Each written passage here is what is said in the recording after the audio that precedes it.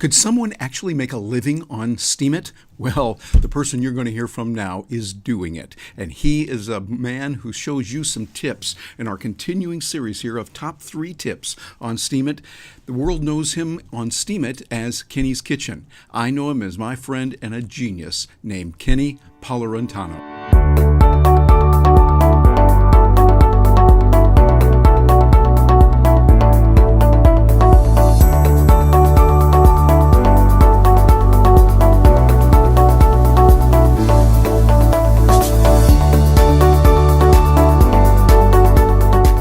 I'm excited about this series of top 3 tips on Steemit. I'm getting a chance to talk with some really wonderful people, and they give ideas. And right now, I am particularly excited. I got my buddy, Kenny Palurintano, who is joining us right now, and he's going to give us some tips. And Kenny is joining us right now. As you can see behind him, he's in a suburb, and I understand he's in the Denver area visiting there now. Kenny, good to have you with us today.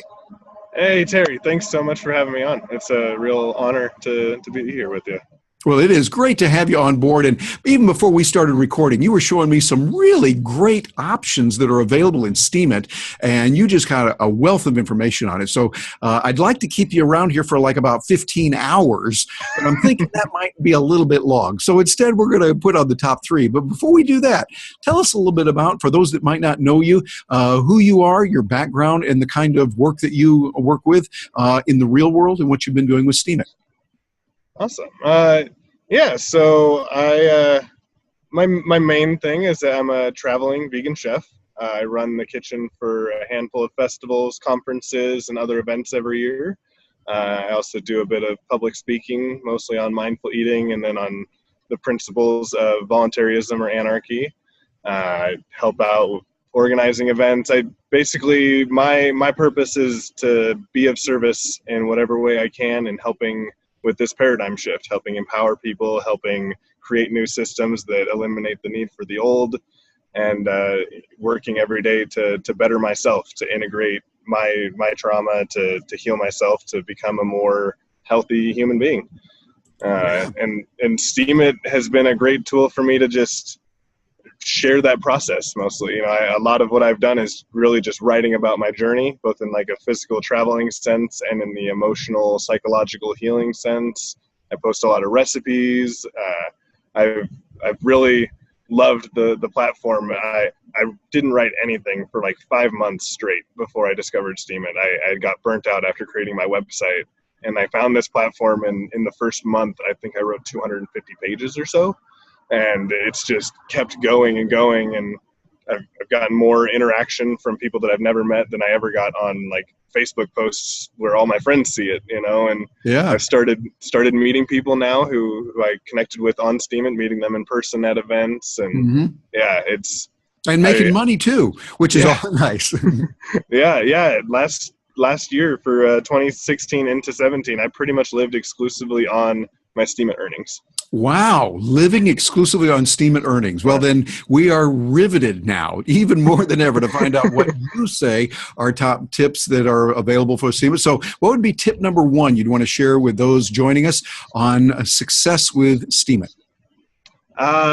Honestly, it's not the most basic one, but I think the most important one is connecting with the community, the communities on Steemit.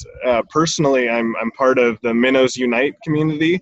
They have a Discord channel, and everybody shares and helps each other edit their content and stuff. And there's the Minnow support community, same thing but bigger. They have a lot of witnesses behind it, and they've got a vote bot and everything. But then there's the communities around, the weekly open mic night, and the weekly culinary challenge, and the weekly photo challenge. I'm interrupting you here a little bit. Tell me about, I did not know about, and first of all, you mentioned witnesses. Witness is, for someone that wouldn't know, that's just getting started with Steemit, what is a witness, just real briefly?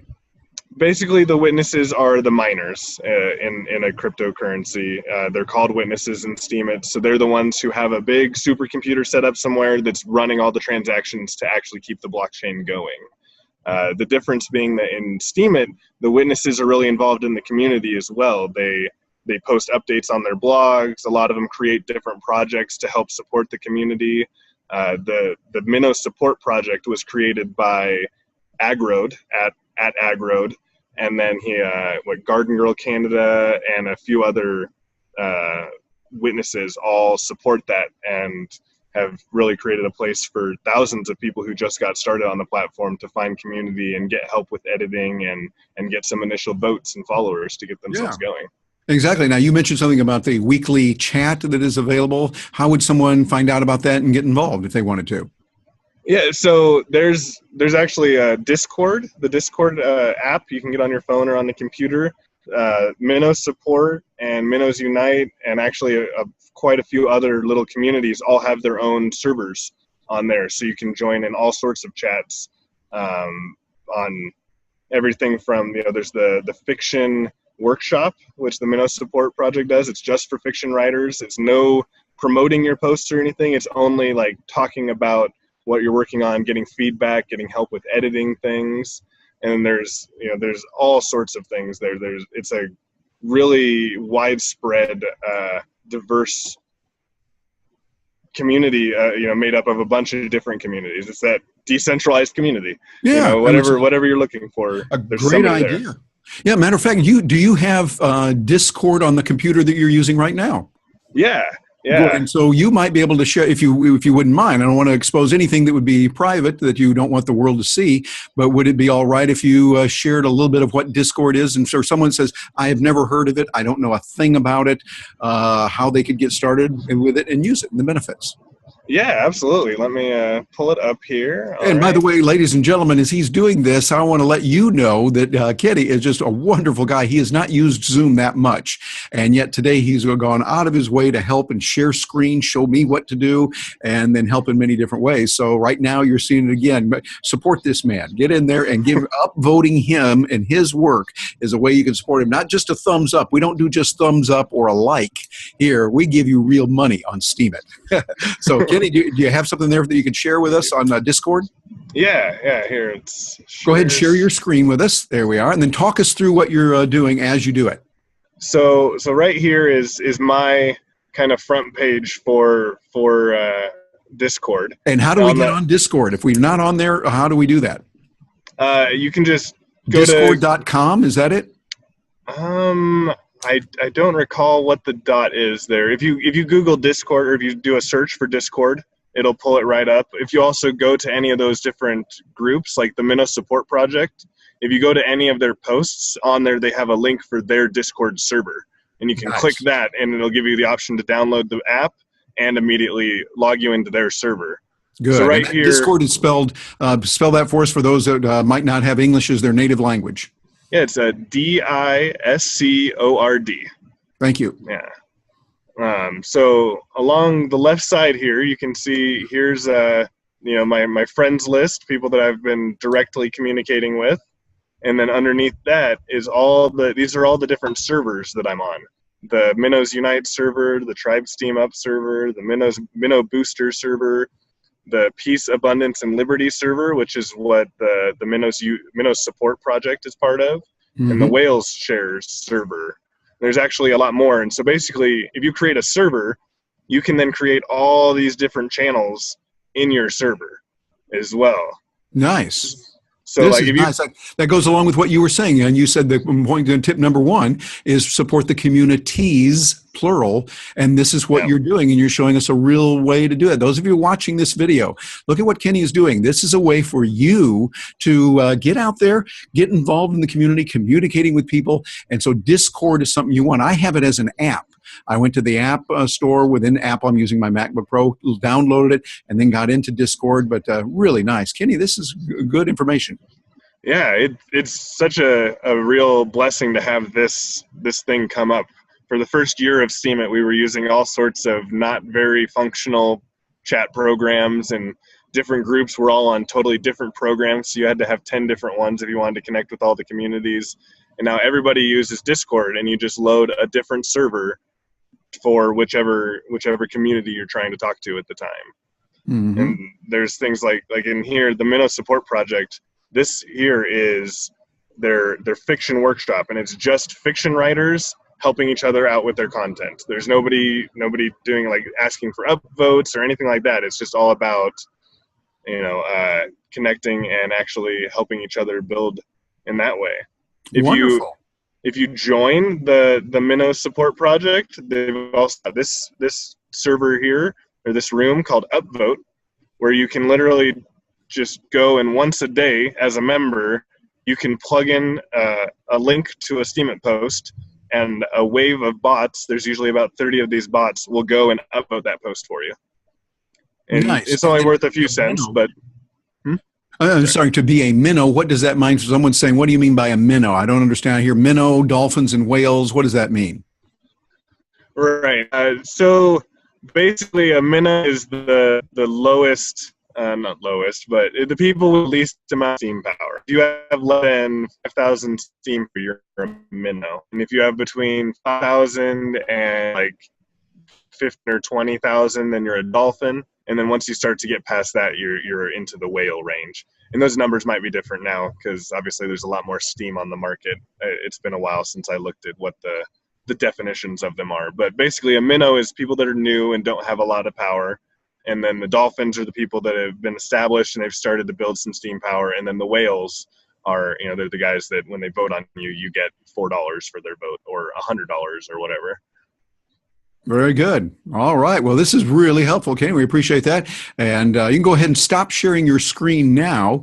And there we go. And so that's tip number one, get involved in those communities. And boy, you're delivering spades on this. We love it. What would be tip number two? Tip number two for me, promoting your posts outside of Steemit is really important. If you just post on your Steemit article and you don't do anything else with it, your followers will see it, and people that are searching through the tags that you used might see it, but that's it. Personally, when I post on Steemit, I usually go and I share that link on Reddit. I share that link in a variety of different Facebook groups. In both places, I give it a recipe, then I'm sharing it in the Steemit group on Reddit, in the Steemit groups on Facebook, and then in the vegan recipe groups on Reddit, and the vegan recipe groups on Facebook. And if you have Twitter, you want to share them there. If you have Instagram, you should be using your full spectrum social media. Basically, if you're serious about Steemit, the rest of your social media just becomes a way to point people to your Steemit articles where you can then be earning money on them. And you're still creating content for those other things, but that content is hosted on Steemit and has the potential to actually earn for you instead of just earning for the company that's hosting it. Very good point, Kenny. And those of you watching this, think about what Kenny just said. You might want to stop this, rewind it, and listen to what he had to say, because this is a way you can make money. You start promoting in other venues. So if you go on a Facebook group and you say, hey, I just wrote a column on da-da-da-da in Steemit, you tell them a little bit about it, they see that, and now they go over there, they're getting good content by reading it, plus they have an opportunity then over on Steemit to upvote you, and that will make the money for you. So, Kenny, really good information on that. Thank you. Thank you. Yeah, absolutely. Yeah, I feel like that was one of the biggest reasons that I found my early success and started to build my follower base, is because I was putting these things on Reddit and on Facebook, and people that weren't seeing my Steemit post in their personal feed saw it over here, and then they followed me, and now I'm in their feed forever.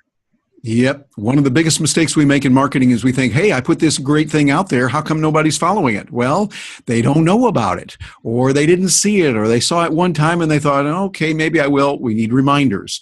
We got so much of a barrage of information today that it's easy for something to fall through the cracks with all the text messages, and then the Reddit messages, and then there's the Facebook message, and then there's LinkedIn, and then there's Twitter, and now there's Steemit, and now there's DTube, and now there's DSAT. We're overwhelmed. So what you've got to do is persistently and politely, pleasantly stay in front of people and keep them reminded of what's going on. Kenny, you just underlined that and made it really important for us there. Well, number three, the third tip you've got on success with Steemit, what would that be? The third big tip. So with all three of these, I'm kind of trying to go for things that aren't necessarily the basics. There's a lot of really important tips, but I feel like everybody covers them.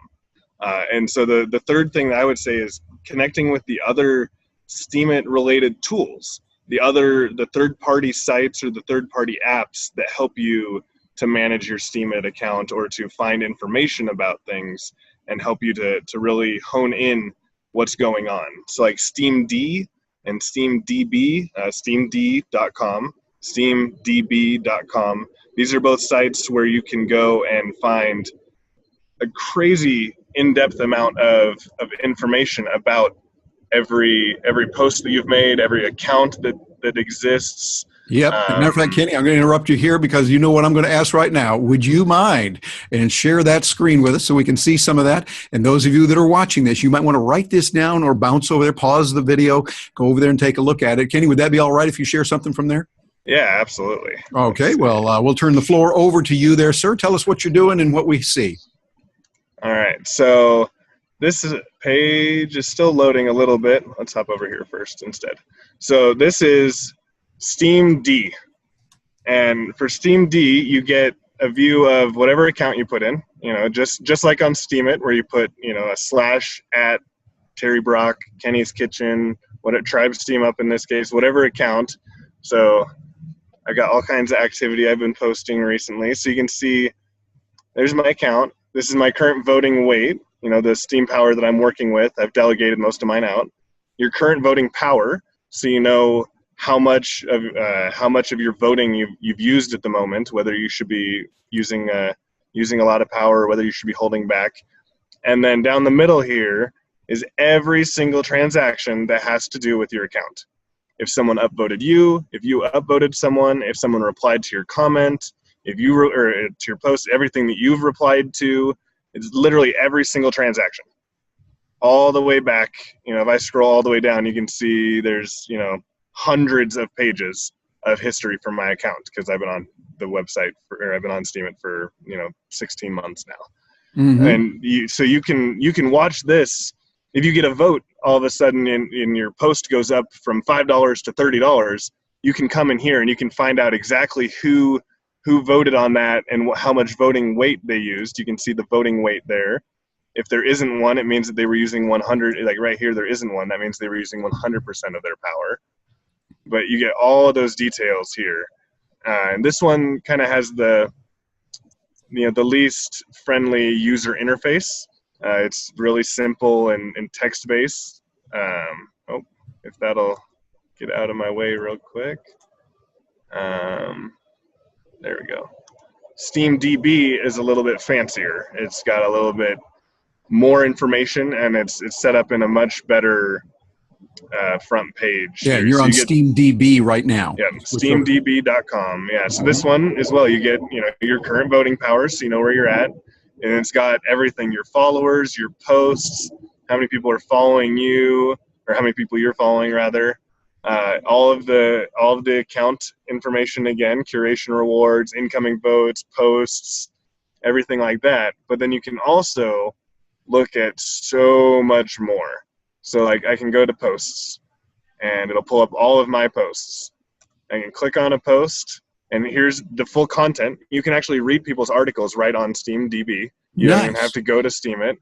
And then you can see what the tags were, all the replies and the conversations going on there. You can see everyone who has re-steamed your post and when they did it. You can see the edit history. So if somebody's edited their post over and over, you can see what the original copy looked like. And then you can see every vote that ever happened on that with the time. Well, the time currently isn't loading properly, but you can see the votes that have been made.